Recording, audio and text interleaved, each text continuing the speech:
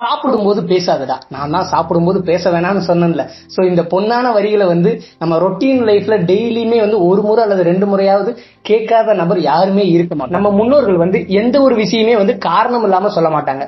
இதுக்கு பின்னாடியும் ஒரு சயின்ஸ் இருக்கும். என்னன்னு பாத்தீங்க அப்படின்னா, எக்ஸ்பீரியன்ஸ் ஆல் டேஸ்ட். பாத்தீங்க அப்படின்னா ஒரு தலவாழை இலை போட்டு அதுல வந்து சாப்பாடு, சாம்பார், அப்பளம், கூட்டு, பொரியல் இது எல்லாத்துலயும் ஒவ்வொரு கை எடுத்து நல்லா பிசைஞ்சு சாப்பிடும்போது அந்த ஒன்னொன்னோட டேஸ்டையுமே வந்து ஃபீல் பண்ணி நல்லா கிரைண்ட் பண்ணி சாப்பிடும்போது அந்த டேஸ்ட் எல்லாமே நம்மளுக்கு அப்படியே அப்சர்வ் ஆகும். இப்ப பாத்தீங்க அப்படின்னா என்ன நடக்குதுன்னு பாத்தீங்க வந்து, நான் ஆபீஸ் போகணும், ஹரிபரியா கிளம்பணும், ஸ்கூல் போகணும் அப்படின்ட்டு என்ன பண்றாங்க, என்ன சாப்பாடு வைக்கிறாங்கன்னே தெரிய மாட்டேன்றது.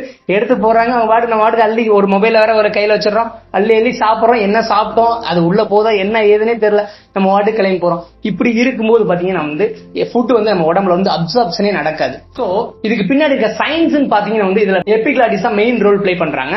இப்ப எபிகிளாட்டிஸ் வந்து சுவாச பாதைக்கு உணவு பாதைக்கு ரெண்டுக்கு நடுவுல இருக்கு, ஒரு மூடி போன்ற அமைப்பு. இப்ப எல்லாத்துக்கும் புரியுற மாதிரி சொல்லணும்னா வந்து பிஃபோர் 90s இருக்க எல்லாத்துக்குமே வந்து தெரியும், அந்த ஓல்டு டிராக்டர்ல வந்து பாத்தீங்கன்னா ஒரு புகை போற இடத்துல வந்து ஒரு மூடி மாதிரி இருக்கும், ஓப்பன் ஆகி க்ளோஸ் ஆகிட்டு இருக்கும். சோ அந்த மூடி மாதிரி தான் இதுவும். இப்ப பாத்தீங்கன்னா வந்து சாப்பிடும்போது பாத்தீங்கன்னா சுவாச பாதையை வந்து க்ளோஸ் பண்ணிடும், உணவு பாதைக்கு வந்து சாப்பிட்ற சாப்பாடு கொண்டு போகும்.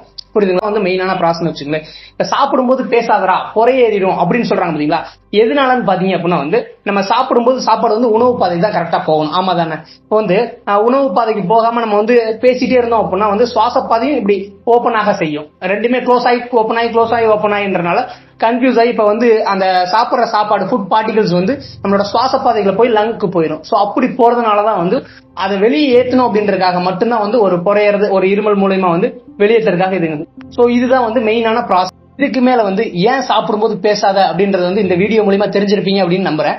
அதுக்கப்புறம் பாத்தீங்கன்னா இனிமேலாச்சும் சாப்பிடும்போது வந்து சாப்பாட்டுக்குன்னு கொஞ்சம் டைம் ஸ்பெண்ட் பண்ணுங்க. ஸ்பெண்ட் பண்ணி அதை வந்து ஃபீல் பண்ணி கொஞ்சம் சாப்பிடுங்க.